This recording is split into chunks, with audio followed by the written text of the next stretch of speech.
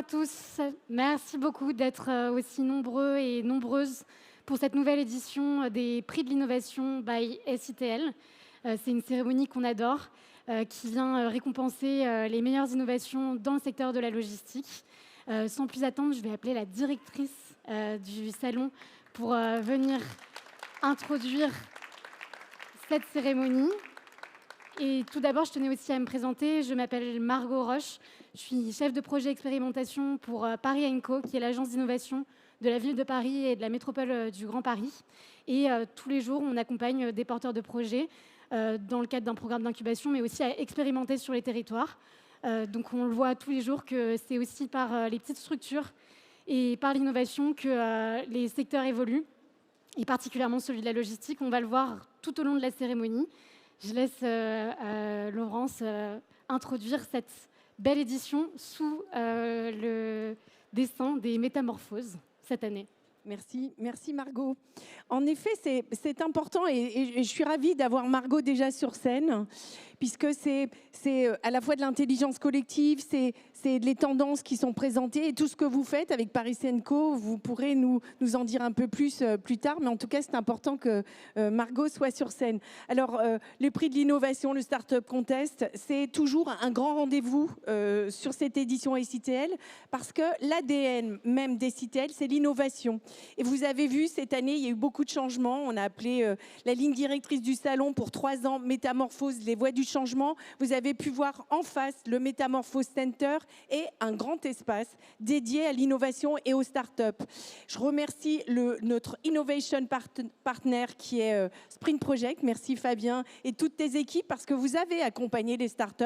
Beaucoup de startups cette année, et merci, parce que c'est un secteur aujourd'hui qui connaît énormément d'enjeux. Et quand on est face à toutes ces difficultés, que ce soit des difficultés environnementales, des difficultés digitales ou numériques, d'attractivité, il y a obligatoirement des solutions qui doivent être développées. Et une grosse partie des solutions sont présentées via ces startups. Et vous verrez qu'il y aura des présentations qui sont assez fabuleuses qu'on a eues ce matin. Alors, je ne sais pas si si des personnes étaient présentes ce matin aux différents pitchs, mais en tout cas, la qualité était assez impressionnante. Et on verra les gagnants. Alors, il y a eu un déjeuner tout à l'heure qui était assez intéressant. Beaucoup d'échanges pour savoir qui doit gagner. Donc, je ne spoile pas, mais en tout cas, c'est important. Alors, je voulais rajouter également que c'est la 10e édition du Startup Contest. Donc 10 ans, c'est pas rien. Alors 10 ans, quand on est enfant, c'est peu. On est encore bébé. En revanche, 10 ans des startups, autant vous dire que c'est pas rien. Et c'est important de le noter. Et nous continuerons à travailler pour améliorer ce concours et valoriser les startups et l'innovation. Qu'est-ce que je peux vous dire également sur le prix d'innovation? C'est la 24e édition, donc là on est dans de la maturité. Et il y aura 2 nouvelles catégories, enfin il y avait 2 nouvelles catégories à l'origine, RSE, et c'est normal, tout ce qui touche à l'environnemental, l'inclusion, mais également on avait rajouté l'IA. Donc ça c'est un grand sujet, et puis on a fini par le retirer, parce qu'on parle en effet beaucoup d'IA, et le secteur du transport, de la logistique, c'est l'IA. Par excellence, c'est l'IA.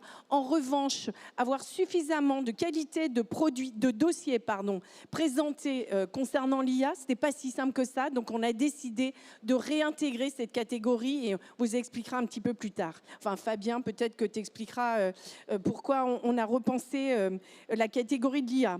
3 nouveaux membres du jury. Je remercie les membres du jury qui sont face à nous. On les présentera. Merci beaucoup. 3 nouveaux et merci d'être présents. On redira vos noms. Voilà, après je reviendrai. Merci à tous, c'est important. Et merci à tous les startups qui ont participé. Il y a des gagnants, mais ce qu'il faut noter, c'est la qualité des dossiers présentés. Et déjà, avant d'avoir les résultats, on peut les saluer et saluer la performance qui a été faite ce matin. Merci à tous.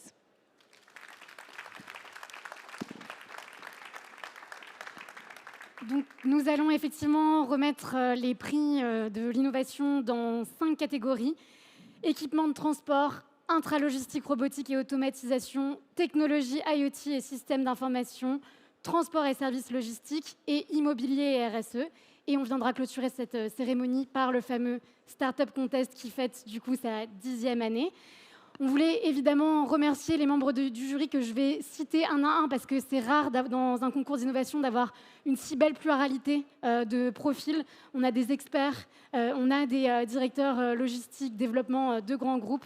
Donc merci à Vincent Baldi, chargé de mission transport et environnement de la Confédération des grossistes de France, Éric Ballot, professeur à l'école des mines, Alexandre Berger, directeur du développement de la Poste, Fabien Hénoux, président du Sprint Project, François-Xavier Forestier, directeur supply chain de Conforama, Laetitia Dablanc, chercheuse à l'université Gustave Eiffel, Valérie Leblanc, senior leader logistique chez Corteva, Christian Sanchez, directeur supply chain chez Gedimat, Gabriel Schumacher, directeur supply chain BSH Immobilier, Bertrand Regnault, directeur supply chain du groupement Les Mousquetaires, Élie Saint-Charles, qui est chef division de l'ingénierie supply chain du ministère des Armées, Valérian Pamnock, qui est directeur supply chain du groupe LVMH, Vincent Gufflet, directeur des opérations et services du groupe Fnac Darty. Merci sincèrement à eux, sans qui ce beau concours ne serait pas possible. Comment va se dérouler la cérémonie ? On va d'abord commencer par un petit before pour se mettre en jambes. Et je vais tout de suite demander à Augustin, Xavier et Charles de nous rejoindre pour ce temps de before. Ces 3 start-upers sont en fait d'anciens lauréats du concours du Startup Contest.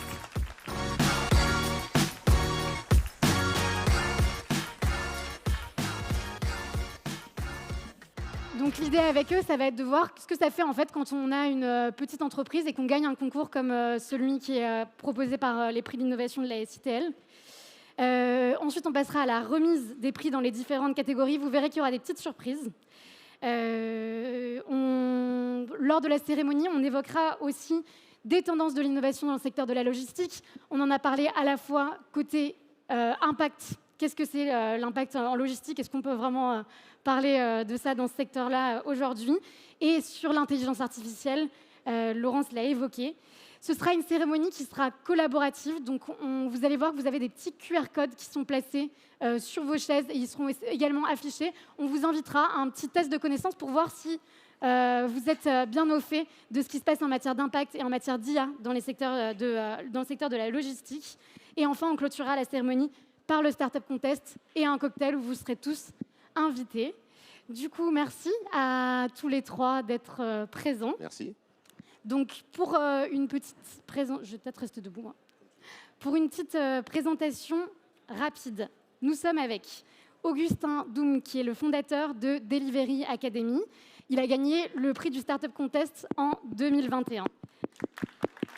Heureux lauréat. Charles Deveau, qui est cofondateur de Customs Bridge. Bonjour à tous. Bonjour. Et qui a gagné le prix en 2022. Merci. Ils se sont bien classés par ordre. Et le petit dernier, du coup, Xavier Dicor, de DataFret. Bonjour. Bonjour. Qui a gagné, du coup, le prix en 2023. Bravo. Peut-être pour introduire ce petit before, est-ce que vous pouvez nous dire quelle est votre activité ? Pourquoi est-ce qu'en fait on vous a remis ce prix du Startup Contest l'année dernière, il y a 2 ans ou il y a 3 ans ? Donc, bonjour à tous, je m'appelle Xavier Dicambouma, je suis le CEO et un des 3 cofondateurs de DataFret. On a effectivement gagné l'année dernière. On a présenté notre premier logiciel donc de contrôle des factures de transport de marchandises. Et on aide les entreprises à gagner du temps en contrôle de leurs factures de transport et on les aide aussi à réaliser des économies. Et on a développé un deuxième logiciel depuis de gestion des litiges de livraison. Merci beaucoup. Bonjour à tous, donc moi c'est Charles, je suis un des cofondateurs de Custom Bridge. Juste le petit clin d'œil au babouche, c'était le clin d'œil de la répète qui avait eu lieu pour le pitch de il y a 2 ans. Donc voilà, on avait rigolé avec Fabien sur The Sprint Project. Donc chez Custom Bridge, on a développé un logiciel qui vient faciliter les enjeux douaniers des entreprises qui font de l'import-export.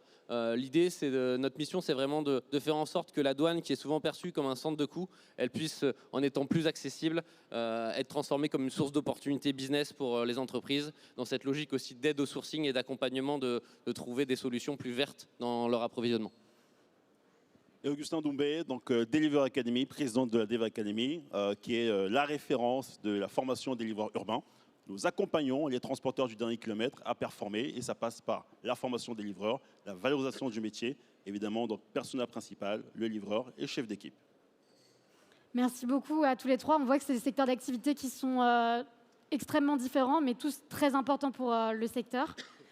Je vais peut-être laisser la parole à Laurence pour la question suivante. Voilà, la question suivante. Alors, vous avez remporté le prix du Startup Contest qui fête ses 10 ans. Qu'est-ce que ça vous a apporté? Est-ce que vous vous souvenez du moment où vous avez gagné? Parce que je sais que, enfin, j'ai vu des personnes éclater de joie. C'était quelque chose d'assez fabuleux. Et pour nous, c'est important de voir cette joie, puisqu'il y a quand même des enjeux. Vous travaillez énormément, donc on avait envie que vous partagiez avec toute la salle les émotions que vous avez pu vivre l'année dernière et les années où vous avez gagné.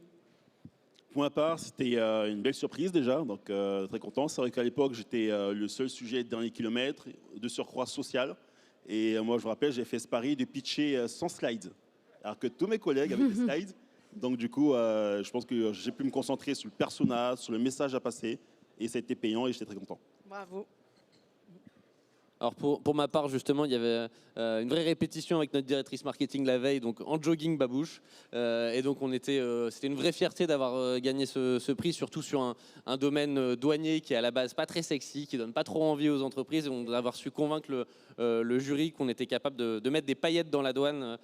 Comme le dit souvent Hélène, c'était un vrai moment de partage aussi avec l'équipe derrière. Et on parlera sûrement des retombées par la suite. Donc, mais un vrai bonheur partagé avec l'ensemble de l'équipe. Ouais. Merci les babouches. Et pareil pour nous, une grande joie, on est devenu un petit peu fou. On a largement fêté ça dans les nuits parisiennes après l'événement. C'était notre première édition en plus du SITL l'année dernière, donc tout était nouveau et être reconnu par ses pairs, c'était un honneur. Grand bonheur. Grand bonheur et je crois que vous avez bien dansé. Une autre question, pourquoi c'est important d'innover en logistique? C'est capital d'innover parce que c'est évidemment un secteur en pleine expansion. Je pense que ce secteur prend 2 points quasiment chaque année. Donc il y a plein de choses à faire. Il faut être capable de créer de la valeur sur tous les points, que ce soit côté IT, social, opération. Donc il y a encore plein de choses à faire. Donc important d'innover au quotidien et avancer chaque année. Pour notre part, on a été créé suite à un besoin métier qui avait été exprimé en 2019 par le responsable transport et douane du groupe ADO, Leroy Merlin, qui disait justement avec les nouvelles technologies, il y a sûrement moyen d'innover dans le domaine et de fournir un logiciel qui réponde davantage aux enjeux des entreprises. Et donc de manière classique, c'est comme ça qu'on a créé et qu'on continue d'innover avec les nouveaux modules qu'on a sortis cette année sur le salon et qui font un carton auprès des chargeurs. Donc dans cette continuité avec notamment l'intelligence artificielle qu'il y a dans notre outil depuis le début, quoi. Oui, puis ça permet aussi aux entreprises de rester compétitives, de répondre aux enjeux actuels, que ce soit sur l'environnement, l'efficacité opérationnelle. Donc innover, que ce soit directement dans les entreprises ou parmi les startups, c'est un point hyper important dans la logistique et dans le transport. On peut peut-être rentrer dans ce détail-là, effectivement, parce qu'on parle de métamorphose. Le secteur est en transition. C'est aussi vous, les petites entreprises, qui permettent aux grandes de changer un peu leurs pratiques. Quels sont les impacts environnementaux, sociaux que vous proposez d'améliorer chez vos clients grâce à vos solutions? Donc nous, on en discute avec nos clients. Nous, on a 2 produits qui sont très opérationnels. On fait gagner du temps et on fait gagner de l'argent. On s'intéresse bien évidemment aux problématiques environnementales. Comment on peut aider nos entreprises, qui sont des grosses entreprises, à réduire leurs émissions de CO2? On a des concurrents qui le font et nous, quelle valeur on peut emmener? Donc c'est des sujets sur lesquels on travaille avec nos clients. De notre côté, il y a deux principaux effets. D'abord, le fait d'être en conformité douanière, ça évite justement tout ce qui est blocage de marchandises et amendes. Et en plus, on l'a vu avec le Covid, il a fallu trouver d'autres solutions d'approvisionnement. Et donc, par notre outil, on est capable de montrer là où il y a des accords de libre-échange que les entreprises peuvent utiliser pour économiser en droits de douane et du coup avoir d'autres alternatives que 90% de leur import-export qui est souvent fait en Asie. Plus responsable, potentiellement plus responsable. Tout à fait, voilà, c'est le but. Et côté Dev Academy, évidemment, l'impact social, puisqu'aujourd'hui, vous connaissez bien le dernier kilomètre, avec le sujet des livreurs, qui est un sujet aujourd'hui qui est mal vu. Donc il y a cette importance d'accompagner les livreurs, de valoriser ce métier et surtout les outiller pour qu'ils puissent performer chez le client B2C et surtout être capable de pouvoir accroître leur longévité dans l'entreprise de manière à pouvoir continuer à performer et créer de belles expériences clients lors de la livraison. Super, merci beaucoup en tout cas. J'ai peut-être encore une question pour vous. Est-ce qu'il y a eu un avant et un après Startup Contest, prix de la logistique? Est-ce que vous êtes devenu tout de suite une multinationale après? Pas encore, bientôt. Pas encore. Bientôt, on aura un gros stand au milieu aussi. Non, nous, ça a clairement changé la donne. On a quasiment doublé notre nombre de clients. On a eu des parutions presse, on a eu des nouveaux contacts. On a été identifié sur l'échiquier du transport et de la logistique. On a rencontré des partenaires, des start-upers. Donc, ça a clairement tout changé dans le développement de nos produits et de la société. De notre côté, c'est surtout cette partie crédibilité sur le marché, parce qu'au niveau douane, pour une start-up qui fait de la douane, ça peut effrayer certains acteurs, et ça a permis d'avoir justement cette cette légitimité sur le marché. Évidemment, retombée presse. Pour ma part, une vraie fierté d'avoir pu participer en live à une interview, la matinale d'Europe 1 par exemple, la matinale économique d'Europe 1, donc, et aussi de transmettre, même au niveau de mon entourage personnel, ma famille, etc., de comprendre ce que je faisais dans ce domaine douanier. Et évidemment, ce côté visibilité qui m'a aidé, moi, à continuer à d'évangéliser les marchés, puisqu'à l'époque, en 2021, j'étais précurseur sur le sujet. Donc, former des livreurs, Augustin, qu'est-ce que vous dites à un livreur? Voilà. Et ce type de victoire permet d'accélérer justement l'image de marque et la méconnaissance qu'il pourrait avoir sur le sujet. Merci beaucoup à tous les trois. Peut-être en un mot, qu'est-ce qu'on peut vous souhaiter pour le futur? D'aller encore Du plus loin. bonheur. Du bonheur, ça c'est bien. Moi, je dirais deux choses, plus d'impact social, évidemment, et du cash, puisque sans cash, il n'y a pas d'entreprise. C'est bien ça.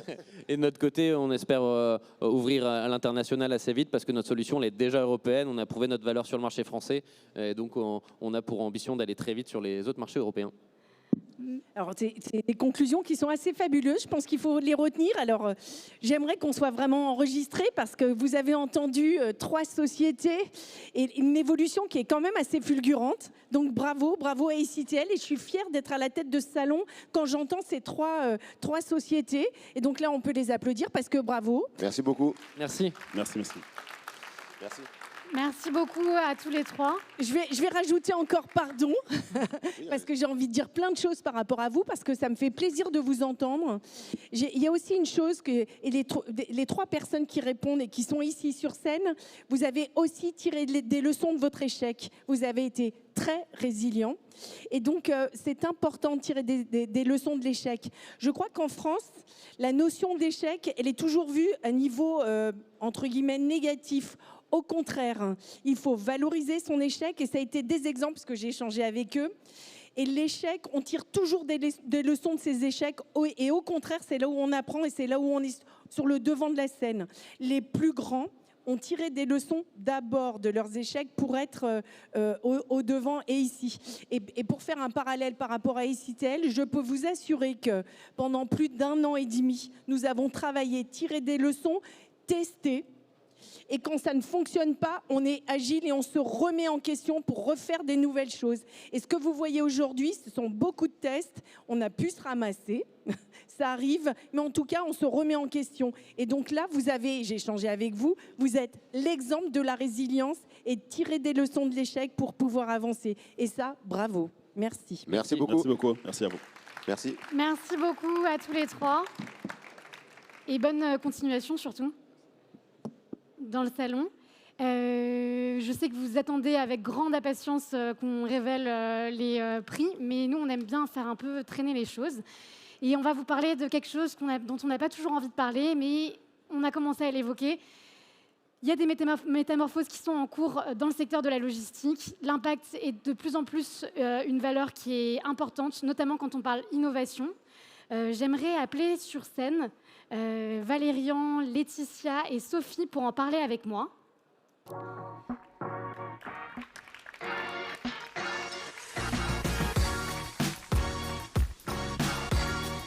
Le temps que vous vous installiez peut-être, on va faire ensemble un test de connaissance sur l'impact dans le secteur de la logistique.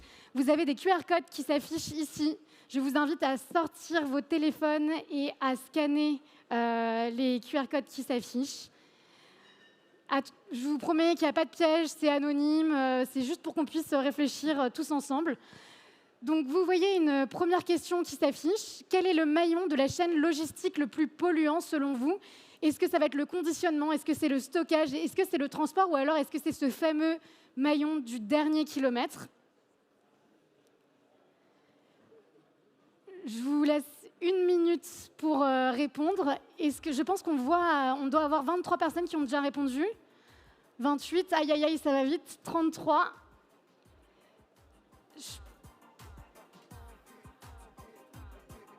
Je pense qu'on peut afficher les réponses si ça vous va.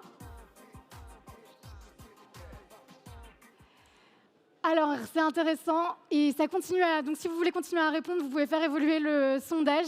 Le dernier kilomètre est le plus représenté. En fait, c'est le transport dans sa globalité qui est le maillon le plus polluant, mais le dernier kilomètre, évidemment, en fait partie. Et c'est là où on peut avoir le plus fort impact, finalement, c'est sur ce dernier kilomètre. Évidemment, le transport, c'est un des secteurs en France qui est le plus fort pourvoyeur en gaz à effet de serre, pardon. Et la logistique en fait grandement partie. On peut passer à la question suivante, si ça vous va. Merci pour vos réponses, qui sont plutôt bonnes. Ça, c'est une autre question plutôt sous l'angle du citoyen que vous êtes ou sur les citoyens que vous connaissez. Selon vous, combien seraient prêts à accepter des délais de livraison rallongés contre la garantie d'une livraison plus respectueuse de l'environnement ou alors des conditions de travail améliorées pour les livreurs? Donc, il y a 3 choix, 32%, 55% ou 81%. Je pense qu'on peut regarder les réponses tout de suite. Et vous n'avez pas la bonne réponse parce que c'est 81% selon une enquête de 2021. C'est effectivement un grand pourcentage de personnes qui seraient prêtes à mettre de côté la rapidité pour avoir une expérience plus respectueuse de l'environnement, plus respectueuse du travail des livreurs. Évidemment, du coup, je vois que tout le monde commence à dire à 81%. Mais merci beaucoup pour vos réponses. On va rentrer du coup dans le détail avec notre panel d'invités. On a des représentants de structures de l'économie très différentes, puisque Valérian, vous êtes directeur supply chain du groupe LVMH, que je pense que on ne va plus présenter, même si on va rentrer dans le détail Bonjour à tous. de l'activité. Sophie, on est à l'autre côté de la chaîne, et donc Sophie Brett, qui est la fondatrice de WePost, une start-up qui parie sur le train pour révolutionner la logistique. Elle vous le présentera plus en détail. Et Laetitia, qui est un peu entre les deux, ou au-dessus de la mêlée, je ne sais pas si on peut le dire, mais qui est chercheuse à l'université Gustave Eiffel. Merci à tous les trois de venir nous parler d'impact dans le secteur de la logistique. C'est un sujet dont on parle beaucoup maintenant. On va pouvoir rentrer dans le détail de ce que vous faites au quotidien. Est-ce que vous, c'est une question que vous rencontrez particulièrement? Et sous quelle forme est-ce que ça se présente? Je vais peut-être donner la parole d'abord à Valérian, puisque les hommes d'abord. Merci Margot. Bonjour à tous. Donc, je suis directeur du département Supply Chain Excellence au sein de LVMH. Ça recouvre des enjeux de supply chain, supply planning, logistique, transport. Et au sein de LVMH, on a une véritable exigence sur la qualité de notre logistique, y compris le transport. Ça passe par une fiabilité et ça passe par une réactivité. On a des produits à forte valeur ajoutée, évidemment, sur lesquels chaque jour, heure de retard a d'énormes conséquences sur notre business, mais même sur l'attente et la perception qu'ont de nos clients de nos produits. Ça passe par de l'innovation, ça a été un peu évoqué. Un des grands enjeux, si je devais en citer qu'un, c'est notamment la livraison du dernier kilomètre et comment est-ce qu'on premiumise, comment est-ce qu'on rend cette livraison premium dans le secteur du luxe. Ça passe notamment par de livraison gants blancs. C'est quelque chose qu'on a beaucoup développé ces dernières années et encore ces derniers mois. Avoir une livraison flexible, personnalisée, fiable, sécurisée au regard de la valeur de nos produits, avec notamment des créneaux de livraison d'1 heure, avec énormément d'interactions humaines avec nos clients pour la livraison à domicile. Merci beaucoup. Côté start-up, comment ça se passe l'impact? Côté start-up, nous, on est, c'est notre ADN, c'est notre objectif, c'est la raison d'être de WePost. En fait, nous, on fait de la livraison collaborative, donc on est à la fois écologique et socialement responsable. Donc, on répond aux enjeux, nous, principalement du transport routier. Donc, aujourd'hui, on a 20% des émissions du total du transport qui sont liées au transport routier. principalement à cause de l'abandon du ferroviaire. Donc on a des enjeux de report modal ferroviaire, mais on est déjà pas mal de retard là-dessus.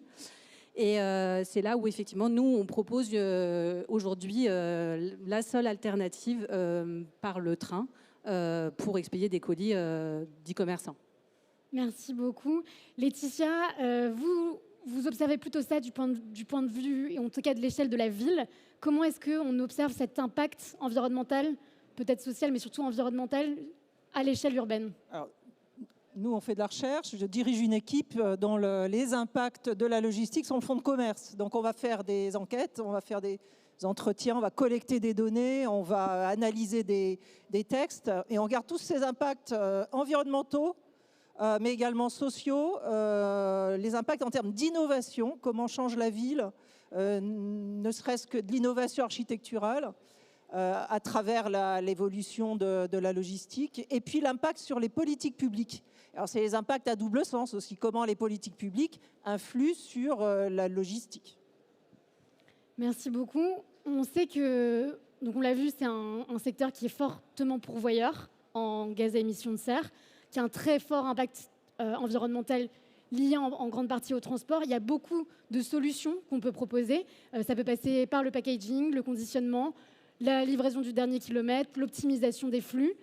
Énormément de solutions. Comment, à l'échelle de votre activité, vous mettez en place ce genre de solutions, ou est-ce que vous avez rencontré des solutions innovantes, des startups qui vous ont inspiré sur ce secteur logistique, et comment est-ce qu'on fait pour améliorer son impact environnemental? Au sein de LVMH, le transport représente en 2022 580 000 tonnes de CO2. Donc c'est évidemment énorme en valeur absolue. En valeur relative, pour une entreprise qui fait 79 milliards de chiffre d'affaires, c'est limité. Pour autant, on s'est inscrit depuis 2020 dans une trajectoire ambitieuse de réduction de cet impact carbone du transport. On vise moins 20% d'ici 2030 par rapport au volume 2020. Pour réduire cet impact, le premier sujet, c'est mesurer. On n'améliore que ce qu'on mesure. Ça fait maintenant plusieurs années qu'on a fiabilisé notre système de mesure. C'est d'autant plus un enjeu que notre transport, évidemment, est sous-traité avec des gens dont c'est le métier. Donc ça passe par une collaboration adéquate, des outils, des process aussi, pour mesurer de manière fiable cet impact carbone. Maintenant qu'on mesure bien, toute initiative que nos équipes transport dans l'ensemble des maisons du groupe adressent sont mesurées, on en voit les impacts, et ça motive d'ailleurs de manière complètement générale l'ensemble des équipes. Pour le réduire, on a différents leviers. On fait presque feu de tout bois, j'ai envie de dire. On va réduire les quelques flux qu'on a qui sont encore de l'aérien au profit de flux maritimes, notamment pour les flux intercontinentaux. Beaucoup de notre production se fait en Europe. On a une clientèle importante en Asie, aux États-Unis. Donc ces flux-là vont être optimisés, ne serait-ce que par le mode de transport. Il y a des questions évidemment, network design, et le partenariat notamment avec des entreprises innovantes, des startups, permet de le faire. Et c'est aussi parfois des mesures de bon sens, mais qu'il faut savoir mettre en œuvre. Évidemment, nos produits sont fabriqués en Europe, souvent. Pour autant, le packaging, les sacs qui vont accompagner nos produits, on peut le sourcer de manière locale, quitte à avoir des sacs différents selon les continents, pour réduire le transport des produits non marchands autour de nos produits à forte valeur ajoutée. Côté WePost, comment est-ce que vous proposez justement de réduire cet impact, de l'améliorer? Nous, on est sur la mutualisation, donc, puisque c'est le principe même des services comme WePost. Donc, on échange beaucoup avec d'autres services. Laetitia en parlera aussi peut-être, mais sur la mutualisation des espaces de stockage, la mutualisation des entrepôts, de faire appel à des services last mile qui sont aussi dans cet ADN. Et voilà, donc nous, on croit beaucoup à ça. Il y a énormément de startups qui se développent autour de la livraison collaborative, et on voit qu'il y a un vrai essor sur le sujet. Et donc, voilà, je vais laisser la parole à Laetitia sur la partie last mile, parce qu'on en a pas mal parlé, mais je crois qu'elle est beaucoup plus calée. Merci. Moi, je suis très impressionnée d'une part en tant qu'observatrice chercheuse par l'innovation des investisseurs et des gestionnaires de nouveaux petits entrepôts urbains. Les les innovations vont jusqu'à récupérer de l'espace vide sous le périphérique aérien, récupérer des stations-service, etc. Donc il y a un foisonnement de nouveaux formats de toute taille. Donc ça, c'est quelque chose qui est très intéressant parce qu'un hub en ville permet globalement de réduire ce qu'on appelle les véhicules kilomètres. Donc ça, c'est la première chose. La deuxième chose, c'est ce qu'on observe. On manque de données, mais heureusement, on en a quand même un petit peu plus, notamment de la donnée publique. Je vous rassure, on ne va pas demander partout, tout le temps aux logisticiens leurs données. On va leur demander quelques indicateurs seulement. Mais il y a de la donnée publique parce que le public, maintenant, gère avec la technologie de plus en plus ce que vous faites quand vous entrez en ville et quand vous faites des livraisons. Et donc là, il y a un foisonnement de ce qu'on appelle la micromobilité logistique. Donc c'est à peu près 25% des chauffeurs-livreurs maintenant qui ne sont plus en camion ni en camionnette. Et donc ça, il faut bien l'observer. Ça va évidemment des fameux vélos cargo, mais on en parle beaucoup plus que ce qu'ils représentent en fait dans cette micromobilité, mais ça va aussi jusqu'au le vélo et le scooter des gens d'Uber Eats et des Deliveroo, ou bien les voitures personnelles qui sont de plus en plus utilisées pour la livraison. Donc il y a des choses bien décarbonées, il y a des choses moins décarbonées. Et je ne voudrais pas qu'on oublie tous ces niveaux-là. Et puis la dernière chose, c'est la réflexion sur les camions propres. Nous, on observe ça beaucoup avec du comparatif européen et mondial. J'ai l'impression qu'il y a des villes qui avancent un peu plus vite sur les camions électriques. J'ai l'impression que nous, on va un peu plus dans le multifilière dans les villes françaises. Qu'est-ce que ça va dire, ça va faire pour l'avenir?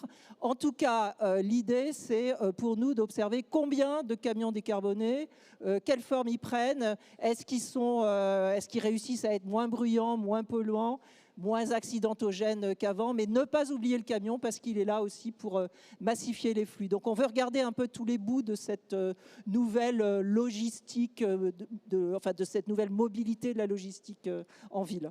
À l'échelle urbaine, vous en avez parlé, mais le principal impact positif du secteur de la logistique, c'est quand même l'emploi. On est sur un secteur qui embauche presque 2 millions de personnes en France, un des premiers employeurs de France. Comment est-ce qu'on fait pour décupler encore l'impact social et faire en sorte qu'on ait des bonnes conditions de travail, on ait des métiers qui soient valorisés, que ce ne soit pas juste de l'emploi pour de l'emploi, mais qu'on accompagne aussi toutes ces personnes qui travaillent dans le secteur? Au sein de LVMH, on dit souvent à nos équipes de logistique, aux équipes d'encadrement, la logistique, c'est pas être pousseur de carton. Ce que vous avez dit est important parce qu'on doit donner du sens au métier de la logistique et du transport, y compris dans une entreprise de distribution, une entreprise de luxe qu'est LVMH. Nos équipes en entrepôt, et même ceux de nos 3PL, connaissent nos produits, nos actions commerciales, nos événements commerciaux. Ils ont accès, ils ont des vidéos de notamment des défilés, qui fait qu'ils ont une association finalement à l'image de nos maisons et à l'esprit commercial qui est associé. La croissance du e-commerce a aussi beaucoup changé la donne. Il nous a finalement aidé à donner du sens avec la croissance du e-commerce pour toutes nos ventes, évidemment, en livraison à domicile. Le préparateur en entrepôt, l'opérateur, va être la dernière personne à toucher le produit avant le client. Donc, tous les services à valeur ajoutée qu'il y a pour la préparation, notamment le packaging, mais même sur le principe, il a une notion d'expérience client qu'il doit adresser, notamment pour ce type de livraison.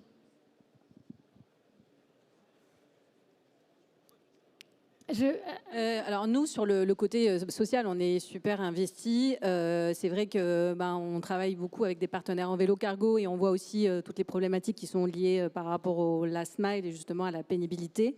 La pénibilité aussi chez les logisticiens. Donc nous, on a un partenaire logisticien ou des partenaires logisticiens éthiques.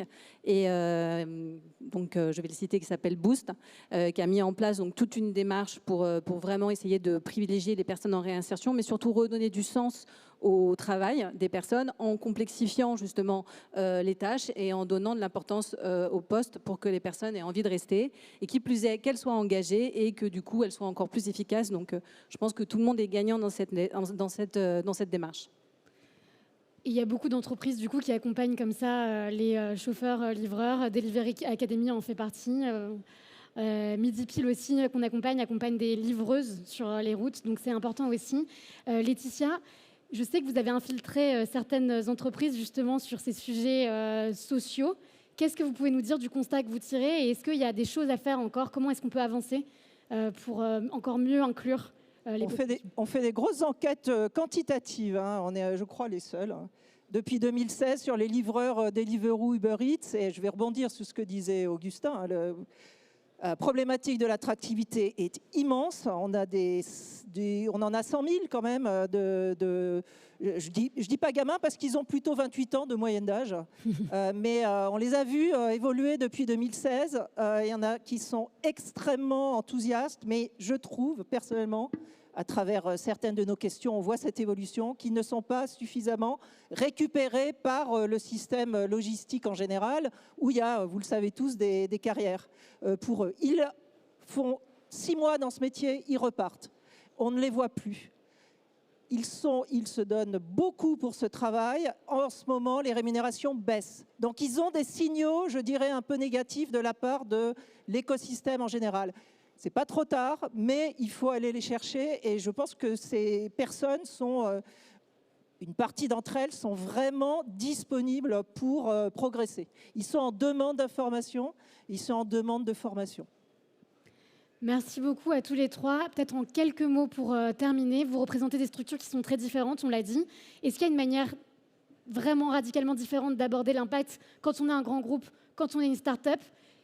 Qu'est-ce qui va sauver le monde au final? Est-ce que c'est les grands groupes ou est-ce que c'est les startups? Je pense que c'est les deux. C'est un peu dur de s'opposer l'un par rapport aux autres. En tout cas, je vais parler de mon expérience dans mon entreprise. On travaille très fréquemment avec des startups, avec des collaborations qui parfois aboutissent à des montées en puissance importantes. J'ai cité tout à l'heure la livraison du dernier kilomètre. On ne le fait pas tout seul, on le fait avec des partenaires, notamment une startup, ça fait 2 ans maintenant qu'on travaille avec elle, qui grossit avec nous et on en est ravis. Il y a des sujets plus dans l'ombre, notamment sur l'intelligence artificielle, sur les questions de forecast, de prévision, qui sont de plus en plus présents. Et on sait qu'on n'arrivera pas à adresser ce sujet tout seul, mais on sait qu'on ne confiera pas tout non plus à des startups. Et donc le gros enjeu qu'on a aujourd'hui, c'est de trouver le bon mode de collaboration. Ça se fait avec de l'intelligence, du relationnel, et on en est ravis aujourd'hui. Côté start-up, qu'est-ce qu'on en dit? Côté start-up, même constat, on a besoin les uns des autres. Nous, on amène les innovations, les idées, et c'est avec les grands groupes qu'on scale et qu'on se développe, et surtout qu'on se fait connaître. Par rapport au sondage qu'on a vu tout à l'heure, quand on voit que 80% des personnes sont sensibilisées à une livraison éco-responsable, dans la réalité, on sait que c'est pas si évident que ça. Et je pense qu'on a vraiment besoin des grands groupes pour que les personnes, enfin les consommateurs soient sensibilisés, pour accompagner aussi les consommateurs, pour que ce soit plus facile pour eux d'avoir accès à ces nouvelles solutions. Tout à fait. Les grands groupes ont une sorte de surmoi, c'est-à-dire qu'ils doivent rendre des comptes. Donc ça, c'est bien pour avancer hein, dans une politique RSE, on doit le faire. Les startups, elles aiguillonnent un peu tout le monde, donc c'est bien aussi. Et c'est l'intermédiaire sur lequel il va falloir travailler beaucoup. Il faut qu'on les aide à tous les niveaux. Et je pense qu'un certain nombre de simplifications de règles, mais de phasage de règles, de stabilisation des règles, de subventions pour certaines évolutions sont absolument nécessaires pour tout ce qui concerne ces entreprises de l'intermédiaire entre les startups et les très grands groupes. Merci sincèrement à tous les trois pour nous avoir apporté vos éclairages très différents. On vous retrouve juste après pour certains pour remettre des prix. Bon, je sais que vous attendez que ça maintenant. Et on va peut-être rentrer dans le vif de la cérémonie. La première catégorie qui va être récompensée sera celle des équipements de transport. Je vais accueillir pour remettre le prix Vincent Baldi de la CGF et Alexandre Berger du groupe La Poste et Bertrand Regnault du groupement Les Mousquetaires. Merci beaucoup à tous les trois.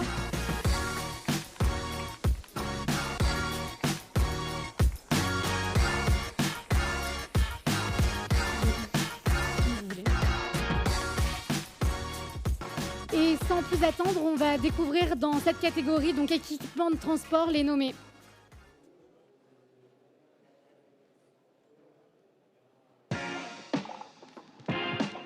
dans la catégorie équipement de transport, dénommé son. Modalis, avec la solution de wagon porte-container SGGMR-SS 92 140 km/h. Et VUF Bikes, avec la solution VUF XXL Max Active Cold.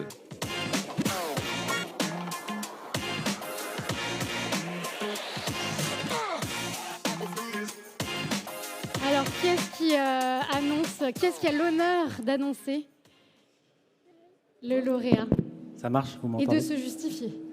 Alors, on s'est préparé, bien sûr, on va se justifier tous les trois. Et on va appeler d'abord sur scène le lauréat de ce prix. J'appelle VUF Bike. Félicitations. La solution VUF XXL Max Active Cold.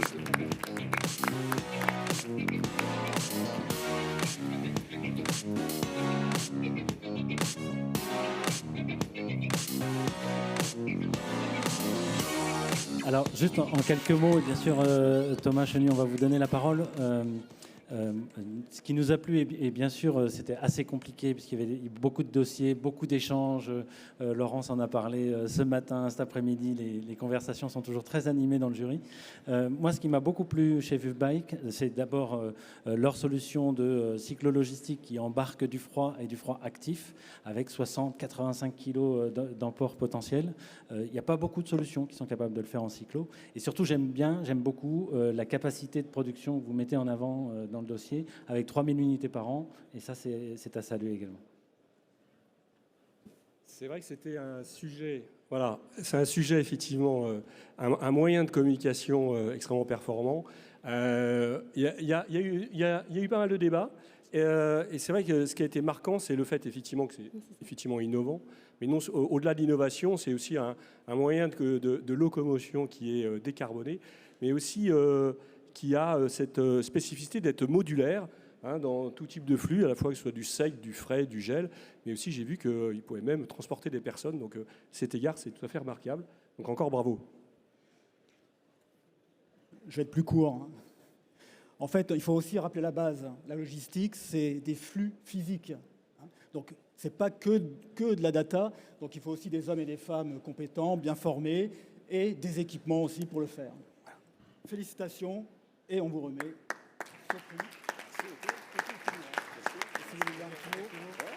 Très bien. Mais bonjour à tous, merci beaucoup. Donc VUF Bike, on est une société, ça fait 10 ans également, donc 10 ans qu'on attend ce prix, donc on est plutôt content. On est une marque de vélo cargo assistance électrique, on s'adresse bien entendu à tous les professionnels qui opèrent leur activité en centre urbain. On a des vélos, donc on développe des solutions donc, qui s'adressent à tous les métiers. Et donc récemment, au métier du froid, une solution qu'on a développée pour le groupe La Poste et qui est déployée depuis juin. C'est une solution qu'on a co-développée avec un groupe qui s'appelle Sofrigam sur ce caisson qui permet de transporter du frais ou du chaud en fonction du besoin. Et on s'adresse aux activités de pharma, de food. Et donc c'est une solution hyper atypique qu'on est en train de déployer, j'espère massivement dans les prochains mois. Voilà. Merci beaucoup, félicitations encore. Et je vais vous laisser tous les quatre gagner cette partie de la scène pour une petite photo avec le trophée. Et sans plus attendre, nous allons remettre le prix dans la catégorie innovation intralogistique, robotique et automatisation. Et pour remettre ce prix, et en fait c'est des prix dans cette catégorie, je vais demander à Valérian Pamnoc de LVMH, François-Xavier Forestier qui représente le groupe Conforama et Valérie Leblanc qui représente le groupe Corteva de venir à mes côtés. Merci beaucoup à tous les trois. Donc on a effectivement finalement 2 prix dans cette catégorie parce qu'il y a eu un prix coup de cœur du jury. Donc on va peut-être remettre d'abord le prix qui était prévu et ensuite on aura la remise du prix coup de cœur. On vous écoute. Valérian, du coup. Pour le prix, il n'y a pas de présentation des entreprises. Du coup. Logistique, Ah si, pardon, les nommés. automatisation. Les nommés sont Sealed Air avec la solution d'ensacheuse papier Autobag 850 SP. Totem avec le système de détection Light Us.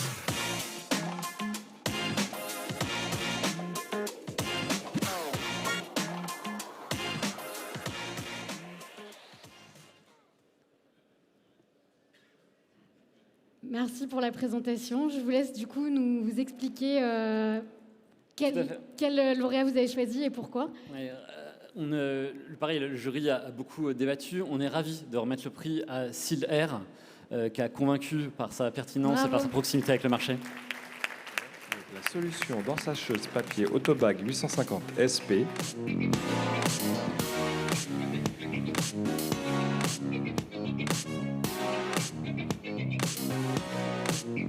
Félicitations.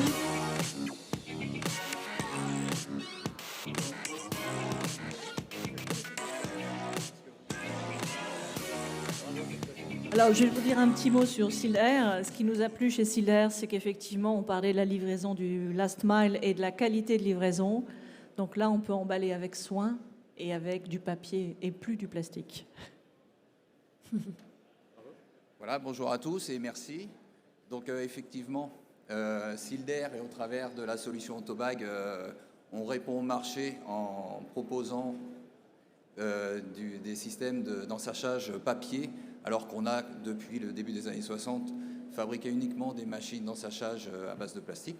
On répond au marché et avec l'innovation et dans le fait que les enveloppes soient totalement recyclables sur la filière papier, parce qu'on a breveté un principe qui nous permet de souder le papier en utilisant très peu de polyéthylène, quoi. Voilà, merci à tous. Merci beaucoup et félicitations. Vous allez peut-être pouvoir rester ici et après on prendra une photo. On a juste un deuxième prix finalement à remettre qui est le prix coup de cœur du jury dans cette catégorie innovation intralogistique, robotique et automatisation. Je vous laisse nous annoncer ce coup de cœur du jury. Ben oui, parce que le jury a un cœur et on a choisi cette année effectivement de distinguer la solution de Totem également, qui vous allez voir réunit un certain nombre de qualités. On parlera peut-être des aspects un peu techniques avec les gens qui représentent Totem et qu'on félicite et qu'on accueille. Ce qui nous a frappé, c'est particulièrement le fait qu'on ait devant nous une solution qui est présentée par une société familiale, une société qui a fait aussi le choix de développer une solution en termes de sécurité des opérateurs dans la logistique, mais de le faire en France, de le faire en circuit court. Voilà, tout ça nous a parlé énormément. On voulait absolument distinguer ce dossier-là. Et je vais laisser également Valérie s'exprimer sur le dossier.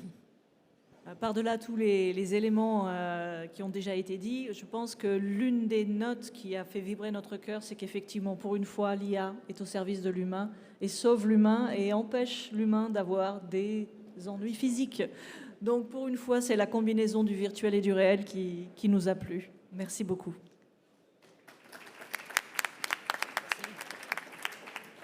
Bonsoir, merci à tous. Merci pour ce prix.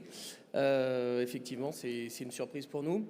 Comme vous l'avez dit, on est une société familiale. On est 3 cousins aujourd'hui à avoir repris la société que mon oncle a créée il y a quelques années.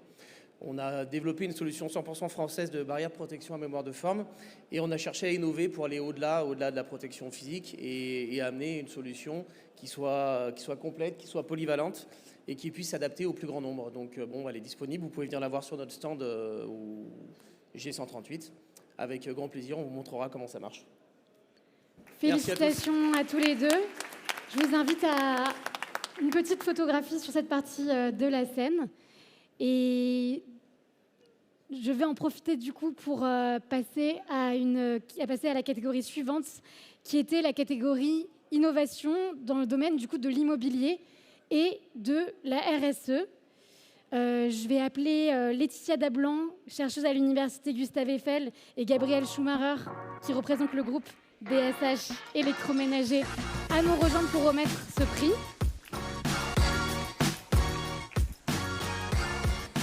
Et nous allons donc découvrir tous ensemble les nommés dans cette catégorie. Dans la catégorie immobilier RSE, les nommés sont Barjane, avec le parc des Aiguilles, qui est un parc logistique durable de 60 hectares aux portes de Marseille qui permet la dépollution d'un territoire en friche. EcoStorm Magnovan, avec le collecteur aérosolaire Magnosun, qui est une solution de capteur aérosolaire qui transforme l'énergie gratuite du soleil en air chaud et qui en été permet de faire du free cooling.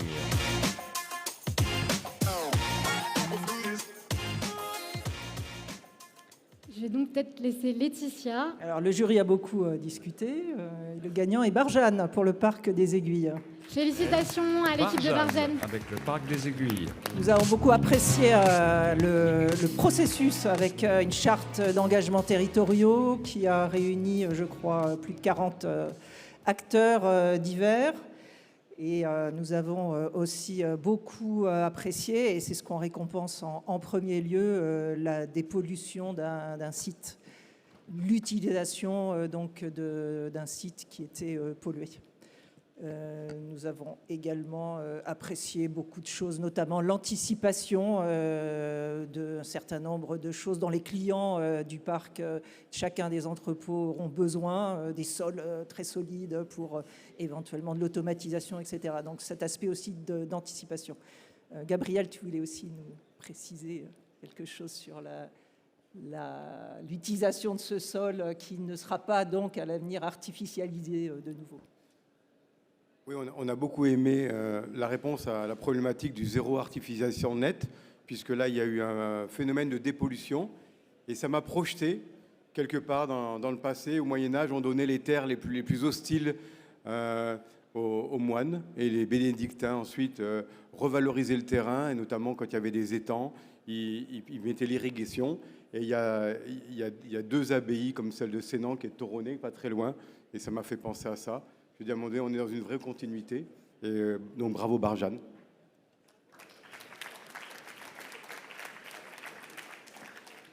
Bonjour à tous et un grand merci au jury. Merci à nos partenaires, la commune d'Ansuès, la métropole d'Aix-Marseille, et merci à nos clients, nos 2 premiers clients qui nous ont accompagnés, le groupe Decathlon et le groupe Action.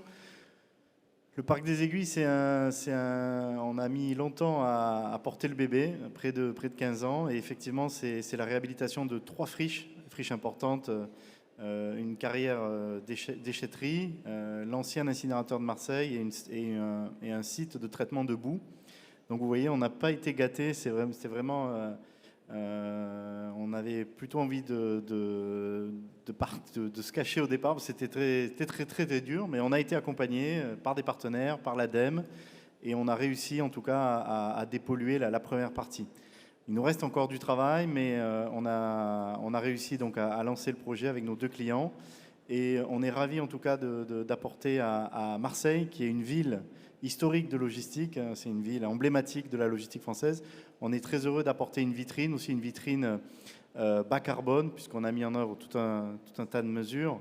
Je ne vais pas trop m'attarder là-dessus, mais on a travaillé sur les bâtiments bas carbone, et c'est une vraie vitrine pour la ville de Marseille, et qui n'avait pas une offre de pareille.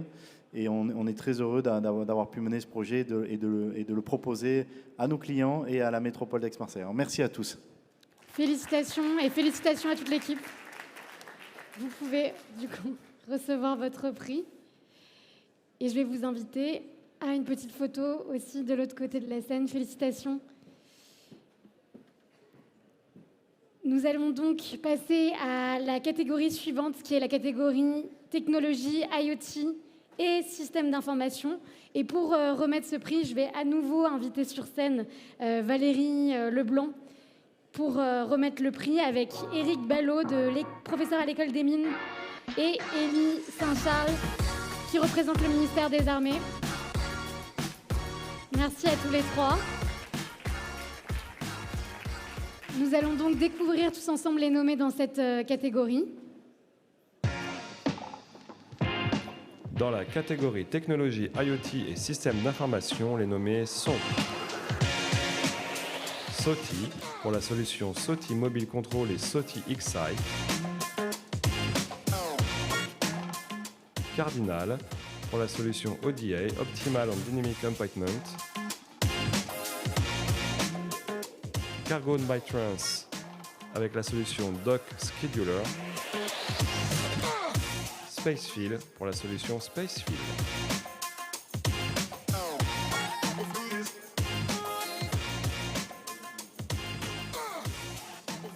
Quatre nommés dans cette catégorie. Je vais donc laisser la primeur à Eric de nous annoncer le lauréat. Donc le lauréat est la société Cardinal. Le gagnant est Cardinal avec la solution ODA, Optimal and Dynamic Appointment. Félicitations. La solution d'optimisation de créneaux de livraison tenant compte d'un planning existant. Et donc là, on bascule dans le domaine de l'intelligence artificielle. Évidemment, dans la logistique, il y a déjà énormément d'intelligence, mais là, on vient rajouter une couche supplémentaire. Et ce qui est intéressant, c'est que c'est une couche qui s'adapte à la caractéristique des métiers, qui est celle du dynamisme et donc de l'adaptabilité en permanence, mais aussi celle de la prise en compte de l'existant. Et donc, ce n'est pas une boîte noire. Mais bon. Oui, on voulait rajouter justement pour expliquer le choix. Le choix correspond bien aux grandes tendances de transformation au sein de la supply chain. Hein. Je m'appuie sur l'étude Gartner qui montrait bien justement une vraie tendance pour pouvoir développer les outils de supply chain planning, d'optimisation de tournée. C'est une vraie grande tendance à prendre en compte. Deuxième point aussi, c'est la prise en compte de tout ce qui est IA, machine learning, mettre une couche d'intelligence. Et votre solution combine bien ces deux aspects, et donc en clair rentre bien dans ce scope. Après, il y a un avantage en termes de ROI, de déploiement, de qualité de déploiement et une forme de maturité. Donc en clair, vous correspondez bien au choix qu'on a tous fait de manière unanime. Voilà. Un dernier petit détail, parce qu'il y a une petite chose qui est vraiment particulière à leur offre, qu'on ne trouve pas partout, parce que IA c'est bankable, donc on le trouve partout. Mais ils associent l'IA à l'expertise et à l'expérience des équipes. Donc ils permettent en fait aux équipes de se libérer des tâches redondantes, tout en leur apportant un soutien et une exécution on demand.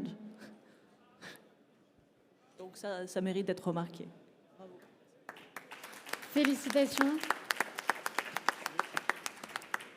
Merci aux membres du jury, déjà, pour cette belle récompense. C'est vrai que l'optimisation, nous, ça fait plus de 10 ans maintenant qu'on travaille dans l'optimisation du dernier kilomètre. Et c'est vrai qu'après toutes ces années, ça nous a paru une évidence, finalement, de nous attaquer aux problématiques de l'optimisation des créneaux. C'est vrai qu'habituellement, on a l'habitude de bloquer son créneau sur Internet sans vraiment se poser la question de comment on va le opérer, quel va être l'impact sur la qualité de service, sur l'écologie, sur le coût, finalement, pour le transporteur. Le retailer envoie ça à son transporteur et lui dit tu vas te débrouiller et tu vas essayer de faire au mieux. Et finalement, on se rend compte que, après toutes ces années, on s'est rendu compte que finalement, il fallait peut-être prendre le problème à l'envers et essayer de proposer aux clients et de l'onboarder finalement dans ce choix, proposer des créneaux qui soient présenter un scoring de créneaux avec le plus écologique, le plus économique, voir l'impact finalement sur le transport pour essayer de réduire la taille de la flotte et proposer une qualité de service qui soit la plus intéressante possible. Donc je suis ravi que le jury ait trouvé un écho dans notre solution.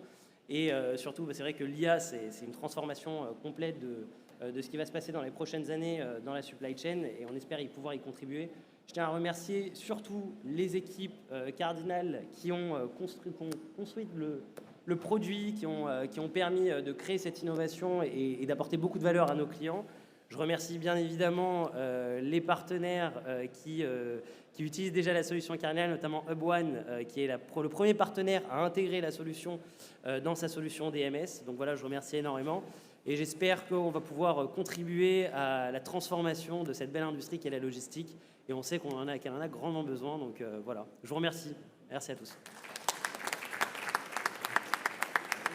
Félicitations encore à toute l'équipe pour ce prix mérité.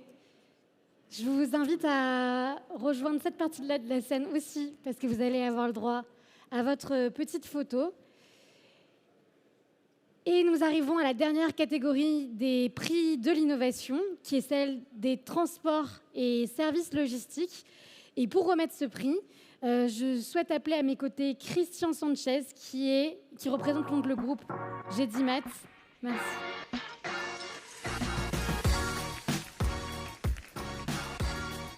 Et Ellie, bien sûr, qui va revenir, mais qui prend sa photo. Merci beaucoup à tous les deux. On va découvrir ensemble les nommés dans cette catégorie.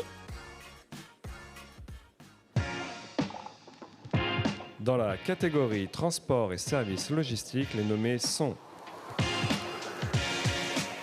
VTG avec la solution R2L, Road Rail Link,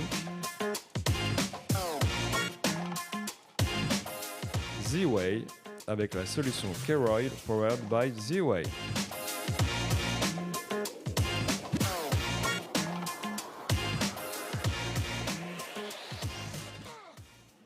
Après une délibération, on va dire motivée, VTG est le gagnant. Voilà. Félicitations à l'équipe de VTG. Avec la solution R2L, Road Rail Link.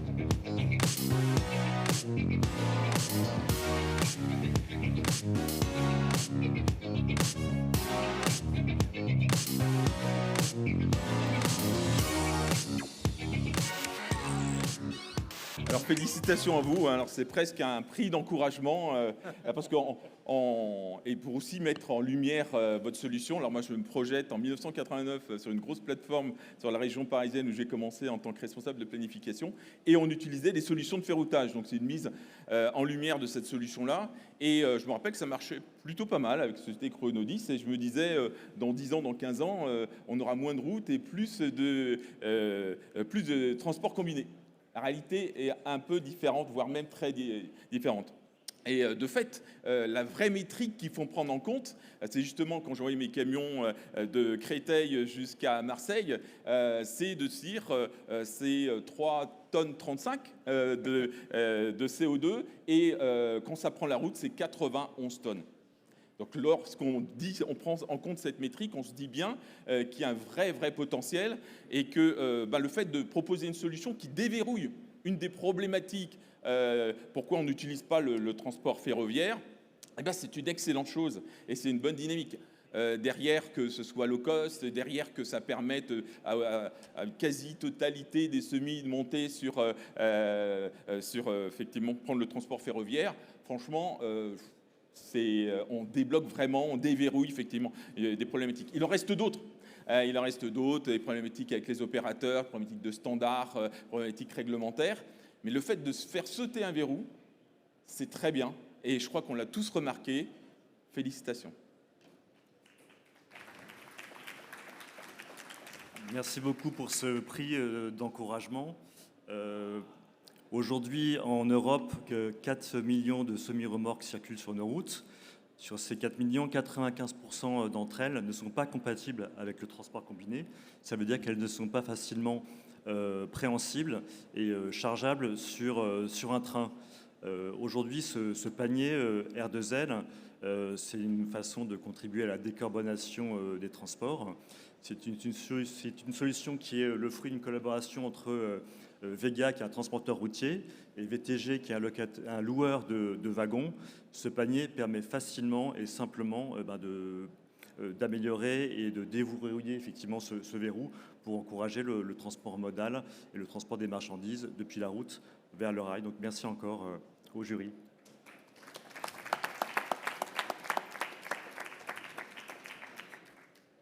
Félicitations. Je vais vous laisser du coup regagner l'autre partie de la scène. Bravo.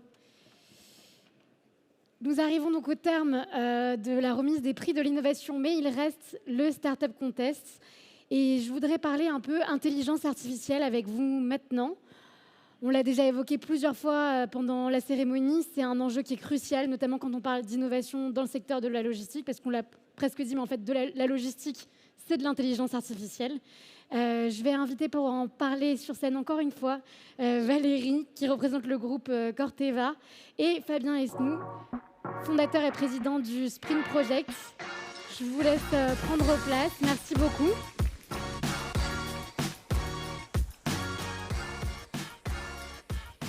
Et nous allons parler tous les trois intelligence artificielle et logistique, mais vous aussi, vous allez pouvoir participer. Le même processus, je vois qu'il y en a certains qui sortent déjà leur téléphone, vous avez bien compris. Il y a un QR code qui va s'afficher, vous en avez aussi sur vos chaises. Et on va vous poser des questions sur l'intelligence artificielle.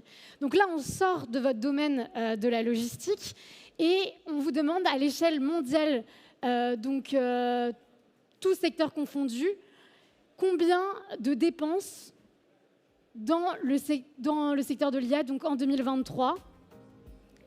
Est-ce qu'on est plutôt sur 10 milliards d'euros, sur 50 milliards d'euros ou sur 150 milliards d'euros? On a déjà une vingtaine de réponses. Et on va peut-être passer tout de suite aux résultats, parce que je sais qu'il y en a qui vont chercher sur Internet sinon. Et vous avez pour la majorité une très bonne réponse. On est sur des investissements qui sont exorbitants, ce qui montre que c'est un incontournable maintenant, avec lequel il va falloir traiter. On va rentrer dans le détail avec nos deux invités très rapidement. Et maintenant, on va vous mettre un peu plus à contribution que simplement des réponses. On va vous demander d'écrire un peu. Et vous qui êtes des logisticiens, qui êtes experts de votre secteur, vous allez nous dire quels sont les applicatifs de l'intelligence artificielle en logistique selon vous. Et normalement, au fur et à mesure de vos réponses, on va voir s'afficher. On va les voir s'afficher. Et peut-être que est-ce que vous avez peur de répondre ou pas? Ah! Et je sais que vous pouvez liker aussi les réponses pour les faire apparaître plus gros.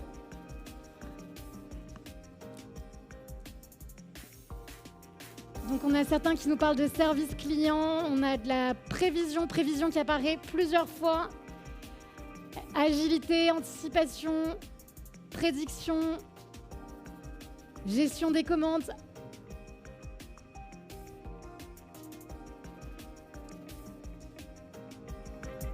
Et après, on a des valeurs, donc des acquis, agilité, l'intelligence artificielle qui intervient sur le stock aussi, sur le service après-vente, sur le transport directement.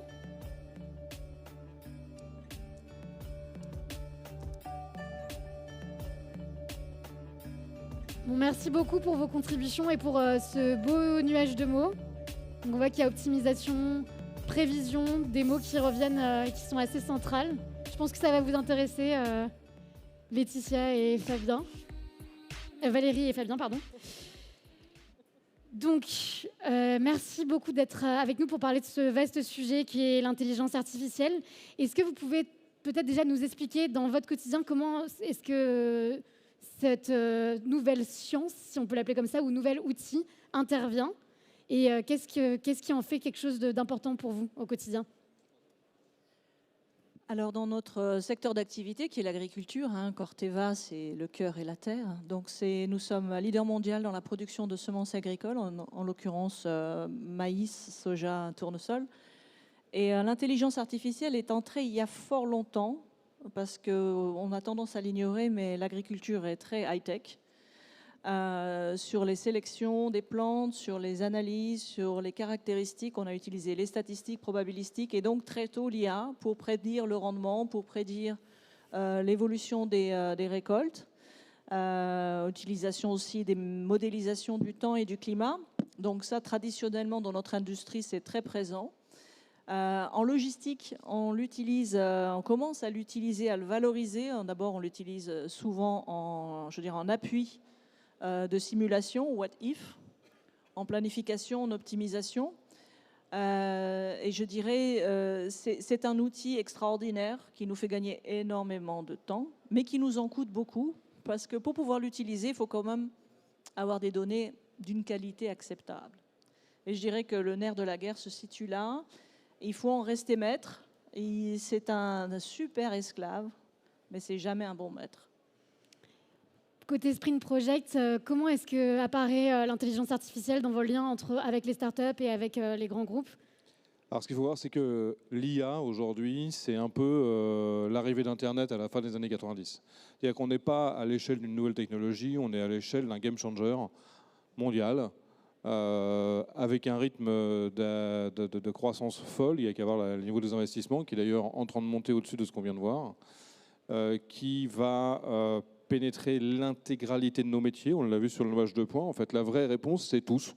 En fait, il y a un seul mot, c'est tous. Il n'y a pas d'environnement qui ne sera pas impacté par l'IA. Et l'IA qui commence à être un tout petit peu mature va enchaîner juste derrière par l'IA générative qui va amener un nouveau cran où l'acquisition sera encore plus rapide et où là, on va avoir des vrais sujets à se poser sur les organisations, la stratégie RH des entreprises, quel est l'impact de l'IA générative dans mon quotidien, quels seront les emplois du futur dans mon entreprise, qu'est-ce que vont devenir mes techs et mes développeurs. Donc l'IA, c'est vraiment un changement en profondeur qu'il faut anticiper maintenant pour ne pas se faire déborder demain, en fait.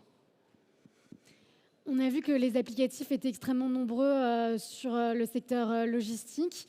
Nous, chez Paris & Co, on accompagne beaucoup de solutions. Donc, on a vu qu'il y avait le sujet de la prédictibilité, de la traçabilité. C'est le travail de plusieurs solutions que nous, on accompagne côté Paris & Co. Est-ce que vous avez croisé dans votre parcours professionnel des solutions que vous avez trouvées intéressantes qui utilisaient l'intelligence artificielle? Est-ce que vous pouvez nous en parler? Est-ce que vous pouvez nous les décrire?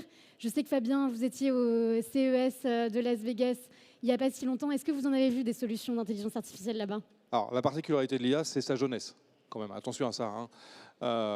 Vegas, c'est pour des sujets qui sont un tout petit peu matures, scalables, etc. En fait, il n'y a pas de sujet vraiment IA à Vegas aujourd'hui. Par contre, il y en a au Web Summit au Portugal, à Lisbonne. Pourquoi? Parce qu'on est sur des sujets qui sont un tout petit peu plus tôt. Donc, je suis persuadé que quand je serai à Vegas en 2025, en janvier, l'IA va sans doute arriver à ce moment-là. Et de nouveau, l'IA générative à son tour. Mais aujourd'hui, on en parlait hier, on a fait une conférence IA avec Google sur le stand de Shipeo à côté, là. Et, en l'occurrence, la question qu'on se posait, c'est quoi les use cases sur lesquels on a un réel retour d'expérience et donc sur lesquels on a un ROI potentiel. Donc on en est en fait là pour l'instant. On n'est pas dans le choix tactique définitif, ça serait beaucoup trop tôt. Une technologie de rupture, c'est une technologie où on se dit, OK, on va emmener une entreprise là-dedans. Sincèrement, je pense qu'aujourd'hui, on ne peut pas le faire. Enfin, une entreprise qui prendrait ce risque-là, elle serait relativement folle, parce que pour le moment, on n'est pas assez stable. Donc c'est pour ça qu'on ne peut pas le voir à l'échelle du CES pour le moment, mais ça va venir très vite. C'est pour ça que je dis qu'il y a une question d'anticipation, de test and learn, d'avancer gentiment, d'analyser ces KPI réels. Et il ne faut pas oublier que derrière l'IA, il y a un énorme sujet qui est la data. L'un ne va pas sans l'autre. Beaucoup d'entreprises ici ont déjà du mal à maîtriser correctement leur data. Donc d'ici à passer à l'IA, voilà, il y a un cran à passer. Le data management dans les entreprises, c'est un énorme sujet. On en parlait encore ce midi avec mes collègues jury. Là, c'est pas si simple, quoi. Oui, ce n'est pas de la magie. On nous vend l'IA comme étant la solution à tous nos problèmes. Je crois qu'on ne peut pas s'affranchir d'un travail sérieux et profond, et aussi de commencer à prendre le temps pour nous d'apprendre et de connaître un peu ces techniques, sans en devenir forcément des experts, mais au moins comprendre les bases statistiques sur lesquelles elles reposent, de vraiment comprendre, comme disait Fabien, qu'ils se nourrissent de data, et donc de bien connaître les data qu'on va donner à manger à ces modèles, et de savoir rester scientifique dans l'approche, c'est-à-dire être capable de faire nos propres hypothèses et de vérifier si les modèles d'IA nous permettent de confirmer ces hypothèses ou de les infirmer. On ne peut pas se balader en disant l'IA va nous apporter une solution. Ça n'est en rien de la magie, malgré ce que certains consultants veulent nous faire croire.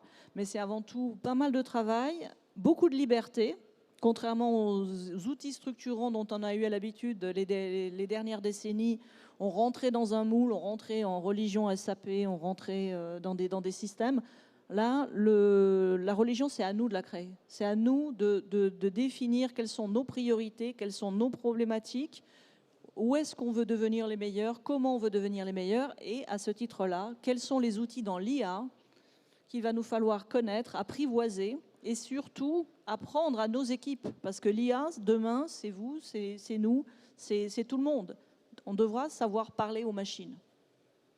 Et c'est un grand changement, et l'IA générative va aller dans cette dimension. Donc nous avons du temps, un peu de temps, pour permettre à nos équipes d'apprivoiser ces outils et de les comprendre dans leur complexité et afin de pouvoir s'en servir, parce que c'est là que la différence se fera. Vous en parlez, il y a une frénésie qui existe autour de l'intelligence artificielle. Tout le monde a envie de s'y précipiter. Tout le monde a un peu peur aussi. Est-ce que vraiment l'intelligence artificielle va tout remplacer selon vous? Sinon, pourquoi? Et peut-être aussi nous dire, pour conclure, qu'est-ce que doit faire un grand groupe? Quel conseil vous donnerez à un grand groupe ou un institutionnel qui a envie de se lancer en logistique dans l'intelligence artificielle? Moi, je pense que les très grands groupes sont déjà lancés, en fait. Tous les grands industriels internationaux, tous les grands de la supply chain mondiale sont sur le sujet. Après, il faut être pragmatique, il faut accepter d'apprendre. C'est-à-dire que nous, on passe y compris notre temps à faire des formations, des fois, juste pour mettre tout le monde au niveau, parce que le problème des buzzwords comme IA, IA générative, c'est que tout le monde les utilise, personne ne sait de quoi il retourne. Donc bon, déjà, voilà, allons-y calmement. On commence par comprendre. Une fois qu'on commence par comprendre, on voit où dans mon entreprise ça peut avoir de l'impact. Donc après, plan stratégique sur les différents sujets. Puis après, voilà, gentiment, on séquence, on teste. Voilà. Des conséquences, il y en aura. Pas demain matin, mais dans un horizon 5 ans, 10 ans, 15 ans, ça va être majeur. Certaines professions vont être amenées à changer. Demain, des opérateurs d'entrepôt n'auront plus besoin de passer par leur service informatique pour interroger les données, pour aller chercher les informations. Ils interrogeront directement l'IA générative qui va fournir des informations. Donc en fait, les services informatiques ils vont perdre un peu de leur pouvoir. Hein. Je vais peut-être choquer quelques personnes ici, mais ça va quand même être une vérité. On va pouvoir se passer un peu des développeurs, qui sont un peu les stars depuis 20 ou 30 ans, qui sont inembauchables. Enfin bon, tous ceux qui doivent gérer des développeurs savent de quoi je parle. Là, sincèrement, perso, si mes enfants voulaient faire un métier, je les enverrais pas vers ça, quoi. Je pense qu'on va pouvoir s'en passer. Donc voilà, il est là le sujet pour l'instant, mais c'est à prendre avec des pincettes. Voilà, je sais pas ce que tu en penses, mais... Oui, absolument. Donc on est à un moment charnière, donc il y a plein d'opportunités, évidemment. Donc on a vraiment une chance extraordinaire d'être à l'aube de pouvoir utiliser ces outils, mais ils nous donneront que ce que l'on en fera. Donc il faut être bien conscient que ça ne va pas être des béquilles ou des aides ou des miracles à des situations catastrophiques. Il va falloir que l'on bâtisse nos solutions, que l'on bâtisse nos atouts avec ces nouveaux outils et avec nos équipes. Parce que sans les équipes, aujourd'hui la logistique, ce sont avant tout des hommes et des femmes. Et demain, tout ce qu'on va pouvoir faire avec l'IA, c'est leur donner, entre guillemets, des petits super-pouvoirs, comme questionner un inventaire, aller directement à un endroit sans repasser par la case départ. Quelque part, on va aplatir beaucoup les structures hiérarchiques. Les rôles de coordination vont se diluer dans l'IA. Donc, on va avoir, quelque part, une possibilité d'empowerment de nos équipes, d'outils d'aide à la décision qui vont aussi être alimentés par ces équipes et utilisés par ces équipes. Donc on a un potentiel phénoménal, mais on a quand même une dimension d'incertitude parce que quelque part ça veut dire partage du pouvoir. Merci beaucoup à tous les deux en tout cas pour vos témoignages. Est-ce que vous avez un mot de la fin? Keep on going. Je pense qu'il faut vraiment qu'on apprivoise ces outils. Il faut qu'on... Tout à chacun, on peut prendre 5-10 minutes, vous allez jouer avec ChatGPT, vous allez faire un Google, quels sont les IA. Prenez-vous un assistant, ce sont de très bons esclaves. Jouez avec, apprivoisez-les et vous allez gagner du temps. Non, pas de mot de la fin. Voilà, on fera pas sans, donc faut vraiment s'y mettre, quoi. Peut-être on fera pas sans, effectivement. Merci beaucoup à tous les deux. En tout cas, je vais garder Fabien avec moi pour... remettre le dernier prix qui est le prix du Startup Contest. Peut-être que Fabien, tu peux nous rappeler un peu le process qui est particulier pour les startups. Oui, en process particulier, il y a un double rythme, à l'inverse du prix de l'innovation, où le jury se réunit, étudie tous les dossiers par catégorie et décide, et c'était en effet il y a quelques semaines, Laurence le rappelait sur une magnifique péniche, et on a pas mal rigolé, même si c'était assez fight, hein, on en reparlera, mais voilà, il y avait un peu de combat. Le Startup Contest, c'est en 2 temps. Le premier temps, il est sélectionner ces startups pour en garder un nombre limité. Donc, en l'occurrence, on en a gardé 7. Donc, celles qui sont arrivées là, déjà, ont passé un premier champ et ceux qui l'ont gagné ont déjà vécu ça. Donc, c'est déjà pas mal d'arriver à pitcher devant le public et d'avoir l'opportunité de nous présenter un petit peu tout ça.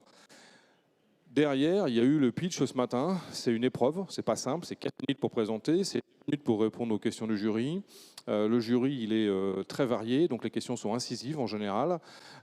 Derrière, ça donne sujet à débat entre nous, donc ça a été le cas ce midi. Et évidemment, il y a un gagnant, hein, c'est la règle, mais je ne voudrais pas qu'on va se bloquer sur le gagnant. C'est-à-dire que les 7 qui sont arrivés là, c'est déjà le challenge. C'est tout, parce qu'évidemment, ils étaient beaucoup plus que 7 au départ, donc c'est déjà une réussite en tant que telle. Et 2, ce que peut dire le jury, parce que ça fait en fait quelques années, c'est que le niveau d'année en année monte, très réellement. Et moi, je l'ai entendu de tous mes collègues qui sont présents, unanimement, le niveau monte. Désolé, mais c'est de plus en plus difficile. Donc ceux qui ont gagné il y a quelques années, c'était... Mais ceux qui gagnent aujourd'hui, c'est encore plus dur parce que les startups sont de plus en plus performantes et pertinentes. Donc moi, j'aurais déjà commencé par dire bravo aux 7 qui sont arrivés là. Pas de regret. Et puis, place à la suite. On va découvrir tous ensemble du coup les 7 finalistes. Dans la catégorie Startup Contest, les nommés sont... Atoptima est un éditeur de logiciels Deep Tech offrant une suite de puissants modules d'optimisation pour la planification des opérations. German Bionic, notre exosquelette actif et connecté, permet de protéger les travailleurs dans leurs tâches de manutention de charges lourdes et répétitives. Streamliner est la plateforme de communication en ligne dédiée à la chaîne d'approvisionnement, numérisant la collaboration entre vos fournisseurs, transporteurs, clients et partenaires principaux. WindMyRoof allie éolien et solaire sur les toits pour autoproduire de l'électricité locale propre et stable. Privamap protège les acteurs des sites sensibles en sécurisant et en supervisant les flux de circulation grâce à une solution de géoguidage. Deki, un outil unique de gestion et d'optimisation de la logistique urbaine décarbonée avec un baromètre de mesure d'impact en temps réel. DocLoop booste la compétitivité logistique européenne en fournissant la première plateforme d'interopérabilité logistique 100% européenne.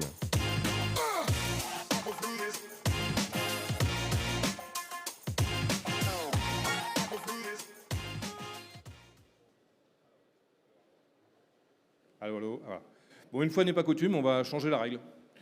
Parce que c'est comme ça et qu'on aime bien pas faire tout ce qui est prévu tout le temps. Donc Margot, ça va bien se passer quand même. En fait, on a décidé cette année de faire monter la médaille de bronze parce qu'en fait, elle a fait aussi un super boulot et on va l'inviter à nous rejoindre. Voilà, nous invitons Streamliner à venir. Chris, Mr. Chris de Streamliner. C'est la médaille de bronze, mais il y a eu un super boulot. Chris, en plus, n'est pas français, il maîtrise parfaitement le français. Et l'année dernière, il était avec nous. Il a déjà concouru, il a fait un énorme travail et sa présentation est exemplaire. Le jeu, c'est que tu es la médaille de bronze, mais on voulait que tu sois présent avec nous pour remettre ce trophée et saluer le travail de Streamliner. Merci. Du coup, maintenant, on va appeler la médaille d'argent, de fait. Alors, nous demandons à DocLoop de venir nous rejoindre sur la Monsieur scène. Émeric de DocLoop.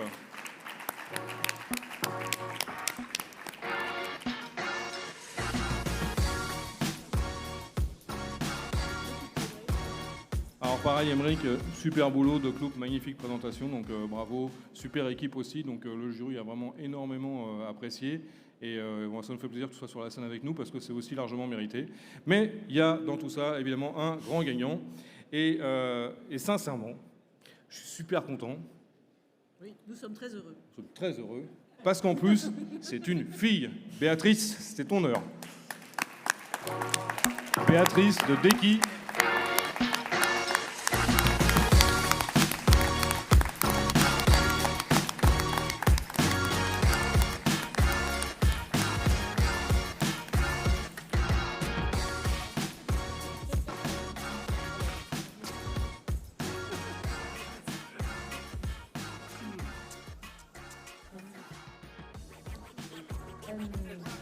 En fait, je voudrais vous remercier pour l'attention que vous avez portée à notre projet et à ce qu'on apporte à la logistique, à l'innovation. Et c'est surtout pour l'équipe, on est 12 maintenant à faire ça. Et on a travaillé d'arrache-pied 3 ans et demi. Innover, c'est pas facile. On a le soutien de toute la communauté, que ce soit du secteur ou que ce soit de la finance. Et c'est ça qui nous permet d'être là aujourd'hui. Et il faut continuer à soutenir ça. Merci à vous. Merci beaucoup. Félicitations et félicitations au podium. Du coup. Nous avons apprécié énormément l'audace, la créativité, le courage et une mission de RSE qui a été menée avec intelligence, tact et ténacité. Bravo.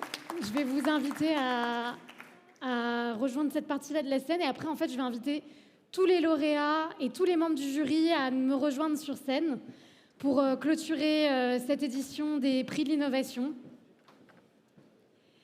Et d'ailleurs, vous pouvez les rejoindre parce qu'on va aller faire une photo juste ici.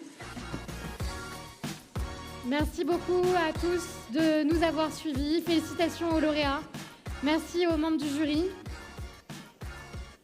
Et je vous souhaite une bonne continuation sur le salon. Vous savez que juste après sera servi un cocktail ici, donc restez présents.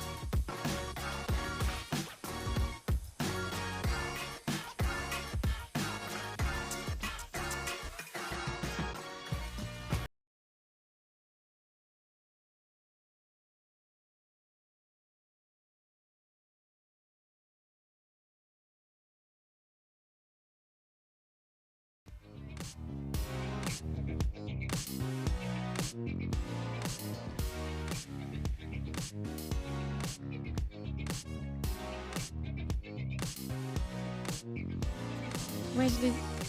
Donc,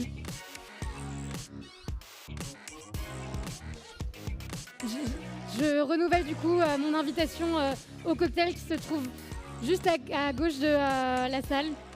N'hésitez pas à le rejoindre. Merci.